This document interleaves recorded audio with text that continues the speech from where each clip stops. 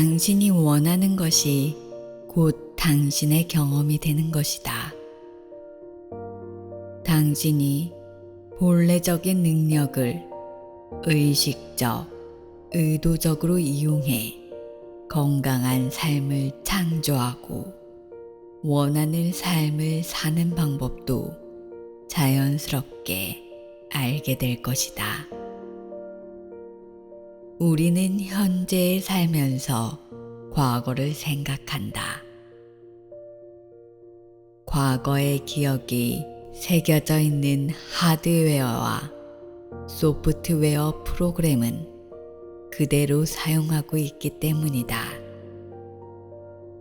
매일 같은 시간에 같은 일을 하고 같은 장소에서 같은 사람을 보고 같은 경험을 하며 같은 삶을 산다면 우리의 내면은 그런 외부 환경의 영향을 받을 수밖에 없다. 환경이 우리의 생각과 행동과 느낌을 통제하는 것이다. 환경이 우리가 생각하고 느끼는 법을 그렇게 조정하는 상황에서 그래도 변하고 싶다면 우리 자신 혹은 우리 삶의 무언가가 우리 환경 속의 현재 상황보다 더 강력해져야 할 것이다. 왜 항상 그 자리에 있다고 느끼는 것일까? 조 디스펜자의 당신이 플라시보다는 원하는 삶을 창조하는 마음 활용 방법을 원하지 않는 것보다 원하는 것에 더 집중하는 것으로 우리는 원하는 존재 상태를 불러올 수 있고 동시에 원하지 않은 것은 그것에 더 이상 주의를 기울이지 않음으로써 사라지게 할 수 있다. 당신이 관심을 갖고 주의를 기울이는 곳에 당신의 에너지가 놓인다. 가능성을 갖고 거기에 의식이나 마음을 둔다면 당신은 그 가능성에 에너지를 주는 것이다. 그 결과 관심 혹은 관찰을 통해 당신은 물질의 영향력을 행사하게 된다. 플라시보 효과는 판타지가 아니라 양자 역학적 사실인 것이다. 어제와 오늘은 비슷하다. 어제의 습관이 오늘의 나를 만든다. 그래서 오늘은 어제와 같고 또한 내일과 같을 것이다. 나 자신이 변해야 한다. 어제의 나와 작별하고 원하는 현실을 창조할 수 있을까? 우리의 미래는 바로 우리의 마음이 만들어낸 것이다. 지금 현재가 부정적이라면 그건 과거의 당신이 부정적 사고 방식으로 믿어서 만들어낸 현실이다. 그러기에 현재를 기반으로 미래를 창조한다. 자신이 하고 있는 일에 의미를 부여하면 결과는 증폭된다. 모든 일은 마음먹기에 달려있다고 한다. 이제 당신이 플라시보다는 수많은 사례를 통해 실제로 생각과 감정으로 물리적인 변화를 만들어낸 사람들의 이야기이다. 세상이 당신을 응원하고 도와주고 있다.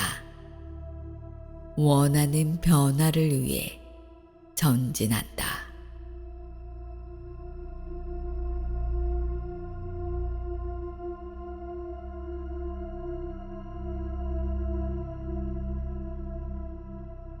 생각대로 느끼고 느낀 대로 생각한다. 생각이 뇌의 언어라면 느낌은 몸의 언어이다. 그리고 당신이 생각하고 느끼는 방식이 당신의 존재 상태를 만든다. 당신의 마음과 몸이 함께 작용할 때 하나의 존재 상태가 생겨나는 것이다. 다시 말해, 당신의 현재 존재 상태는 당신의 마음과 몸이 현재 어떻게 연결되어 있는지를 여실히 보여준다. 생각을 할 때마다 당신의 뇌는 신경 전달 물질을 만드는 것 외에 신경 펩티드라고 불리는 작은 단백질, 곧 또 다른 화학 물질도 만든다. 이 화학 물질이 당신 몸에 메시지를 보낸다. 그러면 당신의 몸은 느낌을 갖는 것으로 반응한다. 몸이 느끼고 있음을 알아차린 뇌는 정확하게 그 느낌에 맞는 또 다른 생각을 만들어내고 그 생각이 또 유사한 화학적 메시지를 더 많이 만들어내고 그러면 몸은 또 그 유사한 느낌으로 반응하고 당신의 뇌는 또 그 느낌에 맞는 생각을 하게 된다. 생각이 느낌을 창조하고 느낌은 다시 그 느낌에 필적하는 생각을 창조한다. 이것은 대부분의 사람들이 수년씩 갇혀 있을 수 있는 고리이다. 그리고 뇌가 몸의 느낌에 이 느낌과 똑같은 느낌을 생산할 동일한 생각들을 산출하며 반응하기 때문에 그런 잉여의 생각들이 뇌의 신경회로를 일정한 패턴으로 고정시킴은 더 말할 필요도 없다.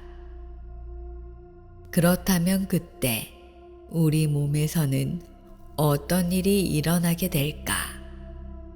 몸을 작동시키는 것은 느낌이기 때문에 몸은 당신이 당신의 자동적인 사고에 기반해 계속해서 느끼는 감정들을 기억하게 될 것이다. 그 감정들은 곧 무의식적으로 강하게 고정되어 있는 마음, 뇌와 같은 것이다.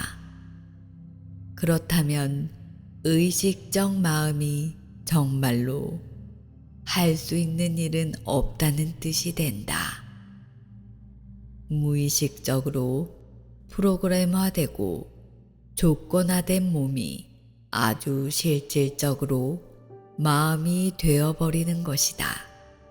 결국 생각한 대로 느끼고 또 느낀 대로 생각하는 이 고리가 충분히 오랫동안 작동하면 우리의 몸은 뇌가 몸에 신호를 보내 느끼라고 하는 감정을 기억 속에 저장하게 된다. 그 사이클이 견고하게 자리를 잡아 깊은 뿌리를 내리면 그것은 이제 익숙한 존재 상태로 된다. 그 존재 상태는 계속 돌고 도는 오래된 정보에 기반한 것이다. 과거 경험의 화학적 기록에 불과한 감정들이 우리의 생각을 몰아가면서 거듭거듭 발산되는 것이다. 이런 일이 계속되는 한 우리는 과거에 살고 있는 것이다. 이때 미래를 바꾸는 것이 너무도 어려움은 당연한 일이 아니겠는가. 같은 방식으로 발화할 때 뉴런들은 뇌와 몸의 동일한 신경화학 전달 물질 및 동일한 신경 펩티드를 분비한다. 그러면 그 동일한 화학 물질들이 몸을 물리적으로 다시 한번 바꾸는 방식으로 그 감정들을 더욱 깊이 기억하도록 몸을 훈련시킨다. 세포와 조직은 내부의 특정 수용 영역에서 그 특정 화학적 신호를 받아들인다. 그 수용 영역들은 화학적 메신저들을 위한 도킹 스테이션 같은 기능을 한다. 삼각형, 사각형 모양의 퍼즐 조각을 똑같은 모양의 구멍에 집어넣어 맞추는 아이들 장난감처럼 메신저들은 그 도킹 스테이션에 완벽하게 들어맞는다. 감정의 분자들이라 할 수 있는 화학적 메신저들이 바코드를 운반하고 있다고 생각해보자. 그리고 이 바코드를 통해 세포 내 수용체들은 그 화학적 메신저들이 어떤 전자기적 에너지를 갖고 있는지 읽을 수 있다. 어떤 화학적 메신저가 자신에게 맞는 전자기적 에너지를 갖고 있는 경우 세포 내 수용체에서는 그 에너지를 맞을 준비를 한다. 메신저가 도킹 스테이션에 들어오고 세포 내 수용체가 그 화학적 메시지를 받아들이는 것이다. 그러면 그 세포는 하나의 단백질을 만들어내거나 변형시킨다. 이 새롭게 태어난 단백질은 세포액 속에 DNA를 활성화한다. 이때 감겨있던 DNA가 열려서 풀리고 세포 밖에서 온 해당 메시지에 맞는 유전자가 읽히게 되어 세포는 그 DNA로부터 새로운 단백질을 만들어 몸속에 내보낸다. 그렇게 마음이 몸을 훈련시키고 있는 것이다.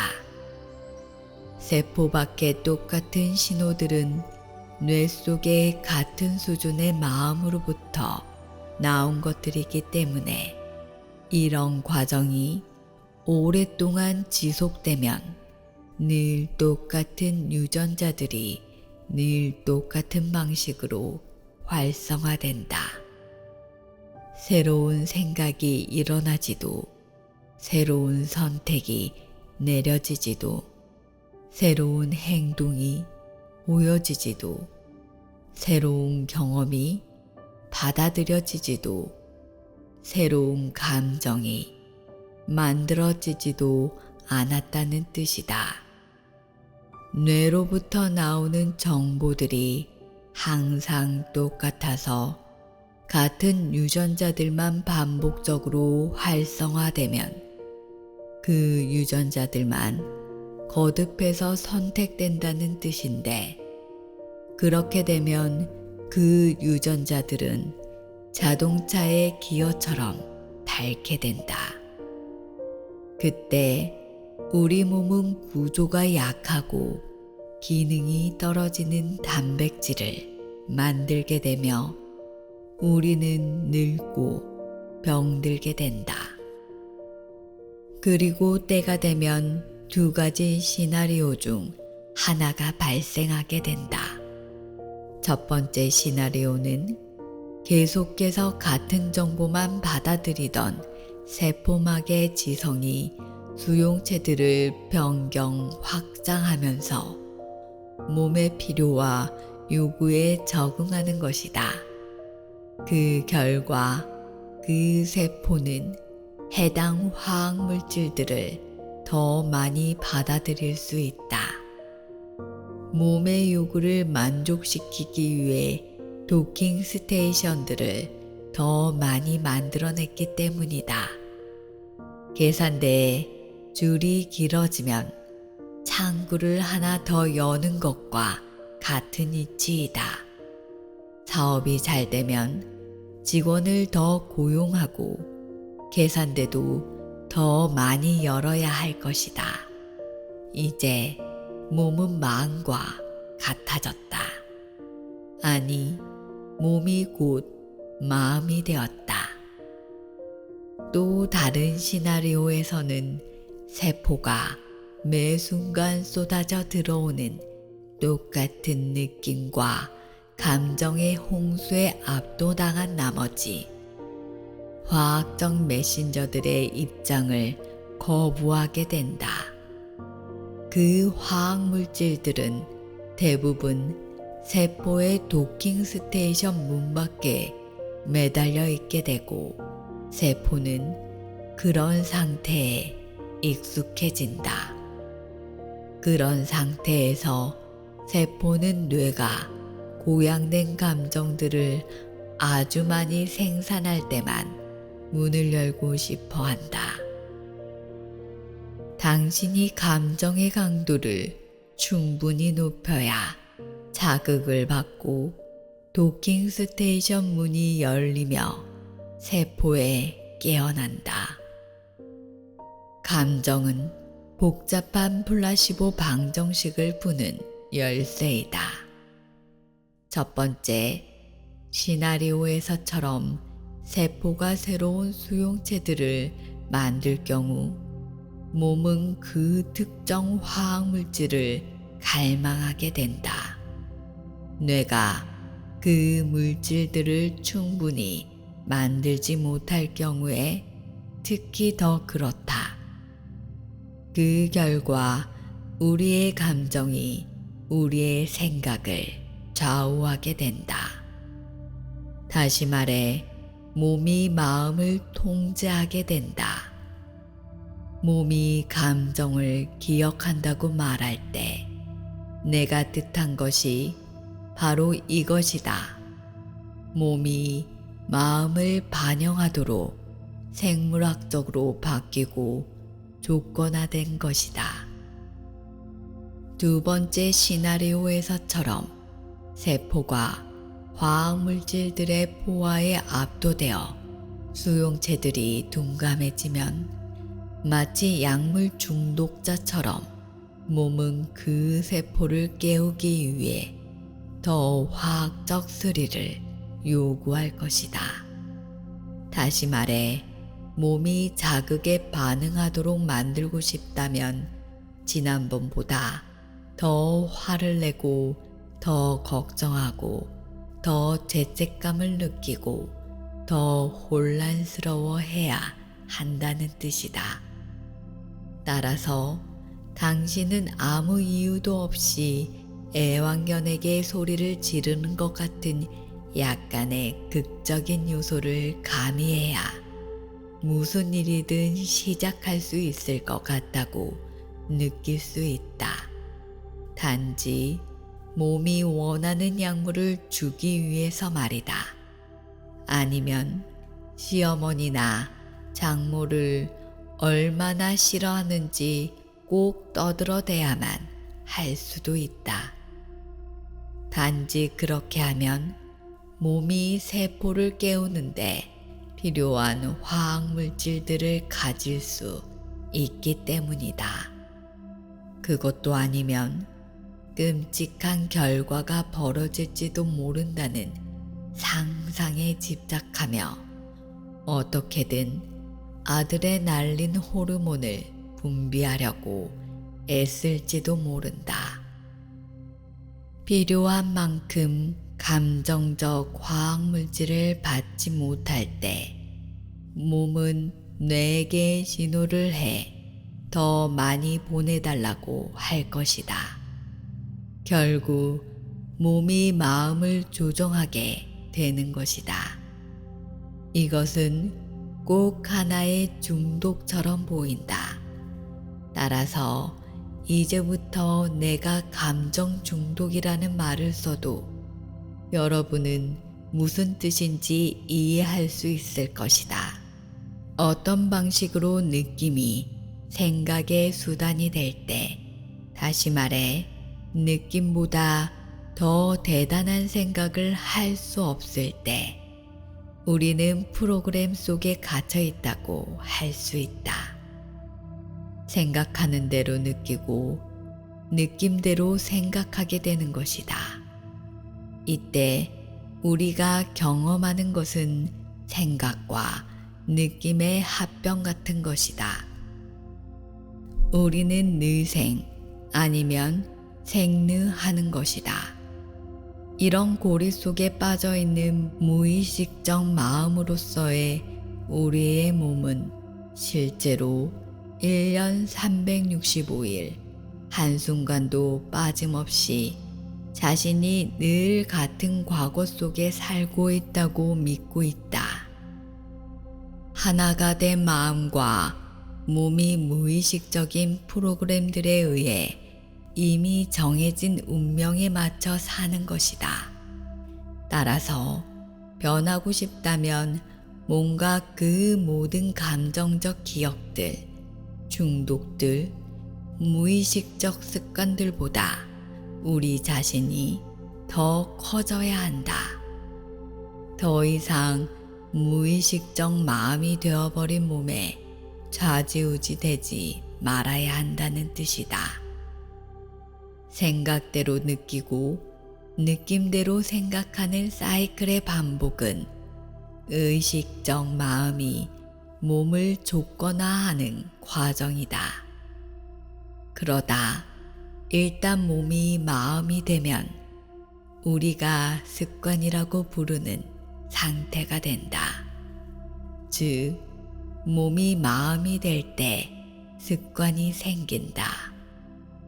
35세가 될 즈음 당신의 95%는 무의식적 자동 컴퓨터 프로그램처럼 기능하는 기억된 행동과 기술, 감정 반응, 믿음, 인식, 태도들의 집합이 될 것이다. 따라서 당신의 95%는 잠재의식 혹은 무의식적 존재 상태에 있는 셈이다.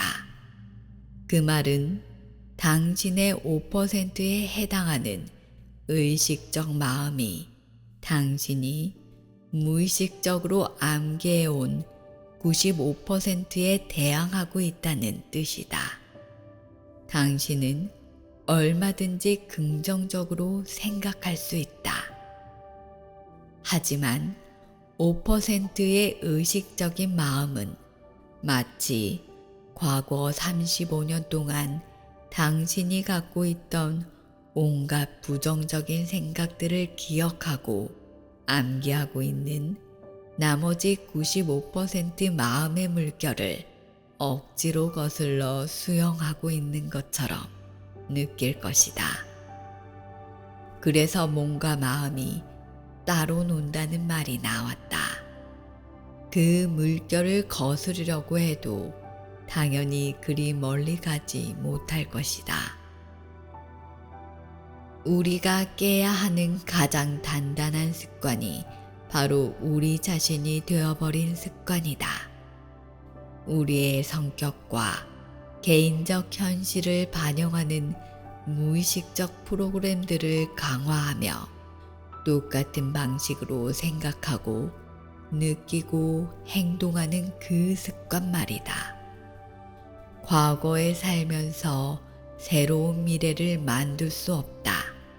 그것은 그냥 불가능하다.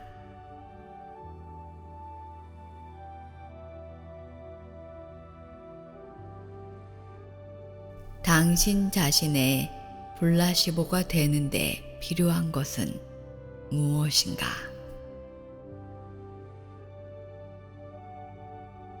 이 모든 것의 분명한 이해를 돕기 위해 예를 하나 들겠다. 나는 의도적으로 부정적인 사건을 그 예로 골랐는데 부정적인 유형의 사건들이 우리를 제한된 존재 상태에 가두는 경향이 더 크기 때문이다. 그에 반해 성공적이거나 힘을 불어넣어 주거나 고무적인 사건들은 보통 더 나은 미래를 만들도록 도와준다. 당신이 대중 앞에서 연설을 하다가 끔찍한 경험을 한 적이 있고 그 경험이 마음에 상처를 남겼다고 하자. 그 과거 경험 탓에 당신은 현재 대중 앞에 서서 말하는 것을 두려워한다. 그런 일을 해야 할 상황이 되면 당신은 불안하고 초조해지며 자신감을 잃고 만다. 20명밖에 안 되는 사람일지라도 회의실 앞에서 그들을 바라보는 일은 생각만 해도 숨이 막히고 손이 차갑고 축축해지며 심장이 뛰고 목부터 온 얼굴이 벌개지고 위장이 꼬이고 뇌가 얼어붙는 것 같다. 이런 반응은 모두 잠재의식적으로 기능하는 자율신경계의 소관이다. 자율을 자동으로 대체해보면 이해하기 더 쉬울 것이다. 자율신경계는 소화, 호르몬, 순환, 체온 등 당신이 의식적으로 통제할 수 없는 것들을 조절하는 신경계이다. 아무리 의식적으로 원한다고 해도 당신은 심장 박동수를 바꾸거나 뜨거워진 손발을 차게 하기 위해 혈류량을 줄이거나 얼굴과 목을 뜨겁게 하거나 소화효소의 신진대사 분비물을 바꾸거나 명령에 따라 발화하는 수백만의 신경세포들을 멈추게 할 수 없다. 그런 기능들을 바꾸려고 의식적으로 시도는 할 수 있겠지만 아마도 금방 그럴 수 없다는 사실을 알게 될 것이다. 당신의 몸이 그런 자율적이고 생리적인 변화들을 만들어 나가는 것은 당신이 사람들 앞에 서서 발표를 한다는 미래에 대한 생각을 대중 앞에서 연설을 하다가 망쳤다는 과거의 감정적 기억과 연결시켰기 때문이다. 미래에 대한 생각이나 아이디어 혹은 가능성이 과거의 불안감이나 실패 혹은 당황스러움과 오랫동안 계속해서 연결되면 당신은 그런 과거의 느낌에 자동적으로 반응하도록 몸을 줬거나 할 것이다. 그렇게 우리는 계속 익숙한 존재 상태로 들어가는 것이다. 느끼고 있는 것 이상을 생각할 수 없기 때문에 우리는 생각과 감정이 그 과거와 하나가 되는 것이다. 이제 당신의 뇌에서 어떤 일이 일어나는지 살펴보자. 과거에 대한 기억으로서 신경학적으로 부각되고 정형화된 그 특정 사건은 마치 발자국처럼 당신 뇌 속에 물리적으로 박혀 들어간다. 그 결과 당신은 찍혀 있는 발자국들을 따라가기만 하면 되므로 과거의 그 부정적인 대중연설 경험을 단번에 기억해낼 수 있다. 그 경험이 좀처럼 잊히지 않는다는 것은 그 경험에 대한 감정적 충전도 그만큼 컸다는 뜻이다. 그러므로 당신은 성공적인 연설가가 되고 싶은 꿈을 적게 만든 그때의 느낌도 모두 감정적으로 상기할 수 있다. 그 경험 이후로 당신은 화학적으로 변한 것 같기 때문이다. 나는 느낌과 감정이 과거 경험의 최종 산물임을 강조하고 싶다. 당신이 하나의 경험을 할 때 당신의 감각들은 그 사건을 포착한 다음 5개의 감각 경로를 통해 그 사건에 대한 중요한 정보를 모두 당신 뇌로 전달한다. 그 새로운 자료들이 모두 뇌에 도달하면 신경세포 집단들이 새 네트워크를 조직한 다음 외부의 새 사건을 거기에 반영시킨다. 그 신경회로들이 구체화되는 순간 뇌는 몸의 신호를 보내 생리를 바꿀 화학물질을 만들어낸다. 그 화학물질이 바로 감정 혹은 느낌이다. 그러므로 우리가 과거의 사건을 기억할 수 있는 것은 그때 우리의 감정이 어땠는지 기억하기 때문이다. 따라서 발표가 엉망이 되었을 때 당신의 오감이 외부 환경으로부터 모은 모든 정보가 당신의 내면 환경에서 당신의 느낌을 바꾼 것이다. 당신의 감각들이 전달한 정보, 즉 사람들의 얼굴 모습, 커다란 방의 크기, 머리 위에서 밝게 빛나는 형광등 불빛, 마이크 울리는 소리, 기껏 용기를 내 던진 농담에 돌아온 귀가 먹먹할 것 같은 침묵, 말을 시작하자마자 치솟은 실내의 온도, 땀과 함께 증발하던 당신의 오래된 향수 냄새 등이 당신의 내면의 상태를 바꾼 것이다. 그리고 감각의 외부에서 벌어진 그 특별한 사건을 생각과 느낌의 내면 세계에서 진행되던 변화들과 연결시키는 순간 당신은 하나의 기억을 만들어낸 것이다. 당신이 하나의 원인을 하나의 결과와 결부시켰고 그때 당신만의 조건화 과정이 시작되었다. 그날 당신이 자초한 그 고문이 다행히 썩은 과일이나 재가 날아오는 일 없이 끝나자 당신은 차를 몰아 집으로 향한다. 그 차 안에서 당신은 그 사건을 자꾸만 곱씹었다. 그리고 그렇게 그 경험을 상기할 때마다 당신은 정도야 좀 다르겠지만 당신의 뇌와 몸에 같은 화학적 변화들을 만들어냈다. 과거를 거듭 재확인하며 조건화 과정을 더해갔던 것이다. 당신의 몸이 무의식적인 마음으로써 행동하기 때문에 몸은 그 감정 상태를 만들어내는 당신 삶 속의 실제 사건과 그 사건을 기억할 때 생각만으로 만들어내는 감정의 차이를 구별하지 못한다.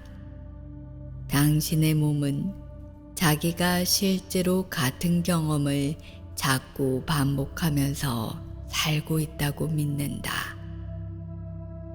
사실 당신은 차 안에서 혼자 편하게 앉아 있지만 당신의 몸은 육체적으로 현재의 이 경험을 당신이 다시 하고 있는 것처럼 반응한다.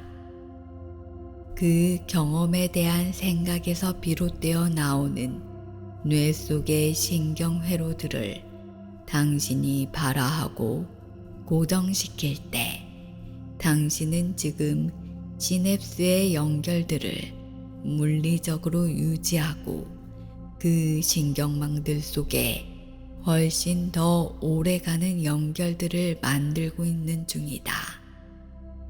즉, 장기 기억을 만들고 있는 것이다. 집에 도착한 당신은 배우자, 친구, 어쩌면 어머니에게까지 그날 있었던 사건에 관해 말했을 것이다. 그 트라우마의 끔찍한 디테일을 묘사하면서 당신은 극도로 감정적이 되었다. 그 사건이 야기한 감정을 다시 체험하면서 당신은 이미 지난 일임에도 또다시 그 사건에 맞게 당신 몸을 화학적으로 조건화했다. 당신은 생리적으로 당신 몸을 훈련시켰고 따라서 당신 몸은 잠재의식적으로 무의식적으로 자동으로 당신의 개인적인 역사가 되었다. 그 후에도 계속 당신은 주변 사람들이 다 알아챌 정도로 울적해했다. 사람들이 무슨 일이 있어 하고 물을 때마다 당신은 괜찮은 척 그냥 넘어갈 수 없었다. 오히려 이때다 하고 그날 받은 화학물질 세례에 더 깊이 중독될 기회로 삼았다. 그 경험이 야기한 울적한 기분에 당신은 며칠이고 그렇게 감정적으로 대응했다. 그 감정적 대응이 연장되면서 그 사건을 기억할 때면 그때랑 똑같은 감정에 사로잡히는 일이 몇 주 정도가 아니라 몇 달, 몇 년으로 이어졌다. 이제 그 감정은 당신의 기질이나 특성, 본성의 일부 정도가 아니라 당신의 성격으로 굳어졌다. 그 감정이 곧 당신이 되어버린 것이다. 이제 누군가가 당신에게 사람들 앞에서 말을 하라고 하면 당신은 자동으로 움츠러들고 꺼리고 불안해하게 된다. 외부 환경이 내면 환경을 조종하지만 당신은 그 상황을 극복할 수 없다.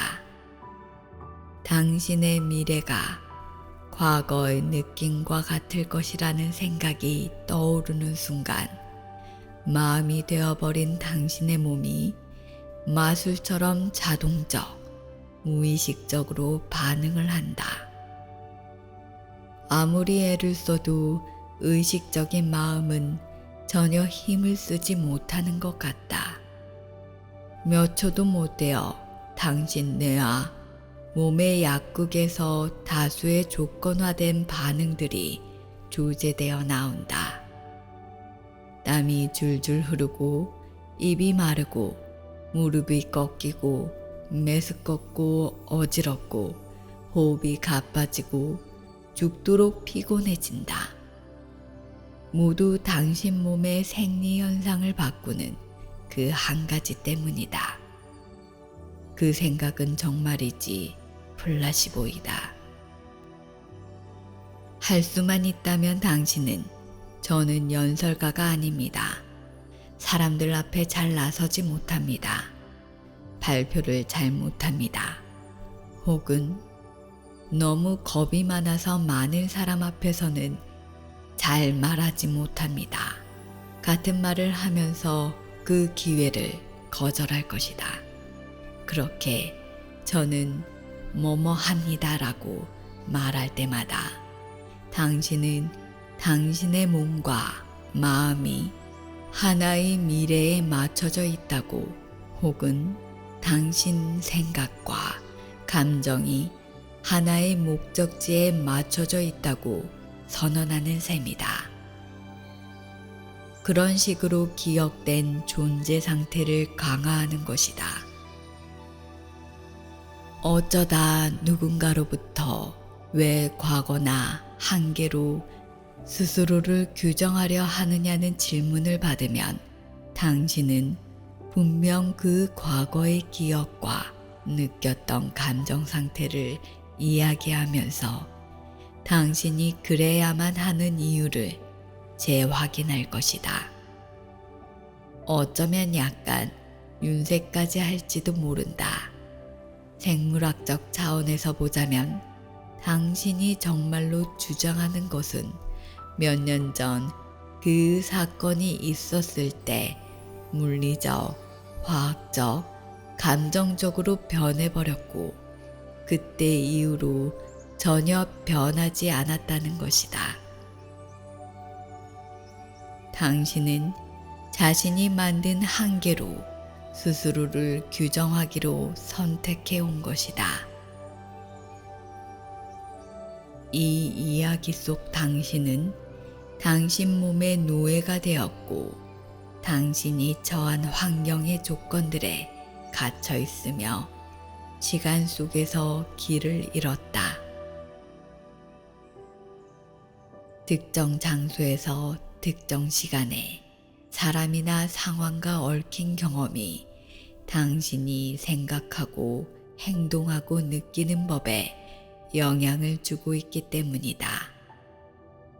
과거에 살면서 과거와 똑같은 미래를 기대하고 있으며 따라서 몸과 마음이 현재에 살지 못하기 때문이다. 그러므로 현재의 존재 상태를 바꾸고 싶다면 당신은 몸, 환경, 시간이라는 이 세 요소보다 더 커져야 한다. 플라시보는 조건화, 기대, 의미 부여라는 세 가지 요소로부터 나온다고 했다. 이제 당신은 당신이 당신을 위한 플라시보임을 더 확실히 알 수 있을 것이다. 왜 그럴까? 방금 든 예에서 조건화, 기대, 의미 부여의 세 요소가 모두 그 역할을 하고 있기 때문이다. 첫째, 유능한 조련사처럼 당신은 당신 몸을 몸과 마음이 하나인 무의식적 존재 상태로 조건화했다. 그리고 이제 생각만 하면 자동으로 당신 몸이 생물학적, 생리학적으로 마음이 되도록 프로그램화 되었다. 그리고 외부 환경으로부터 자극이 올 때마다 당신은 파플로프가 개를 조건화하듯 잠재의식적으로 또 자동적으로 과거 경험 당시의 마음 상태를 떠올리도록 당신 몸을 조건화했다. 하나의 생각이 몸의 자율신경계를 활성화하고 생리적으로 상당한 변화를 만들어낸 것을 플라시보 연구 대부분이 보여주었으므로 당신은 생각을 감정과 연결시키는 것으로 내면 세계를 규제하고 있다고 할 수 있다. 당신의 두려움과 관련된 모든 익숙한 느낌들과 육체적 감각들에 의해 당신의 무의식적인 자율신경계는 신경화학적으로 강화된다. 그리고 당신의 생명 활동은 그런 강화를 완벽하게 반영한다. 둘째, 미래가 과거와 같을 거라고 기대한다면 당신은 과거에서 생각하고 있을 뿐만 아니라 과거에만 기반해서 이미 알고 있는 미래를 선택하는 것이고, 당신의 몸이 현재 그 미래에 살고 있다고 믿을 때까지 과거의 그 사건을 감정적으로 끌어안고 있는 것이다.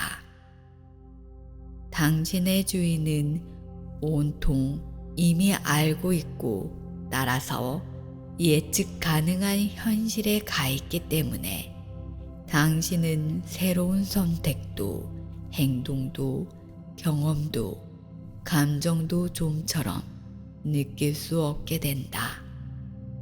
생리적으로 과거에 매달려서 무의식적으로 미래를 예보하고 있는 것이다. 셋째, 어떤 행동에 의미나 의식적인 의도를 부여하면 결과는 증폭된다. 당신에게 의미 있는 것은 매일 스스로에게 하는 말이다. 이때 당신은 자기 암시에 암시 감응력을 갖게 된다. 그리고 현재 당신의 지식이 과거 경험에서 나온 결론에 기반한 것이라면 새로운 지식을 얻지 않는 한 늘 마음속 생각과 똑같은 결론을 산출해낼 수밖에 없을 것이다. 의미와 의도를 바꾸어 보라. 당신이 긍정적인 변화를 통해 새로운 존재 상태가 되고자 애를 쓰든, 아니면 예의 그 오래된 존재 상태에 갇혀 자동 인형처럼 움직이든, 당신이 언제나 당신의 플라시보라는 사실만큼은 변하지 않는 진실로 남을 것이다.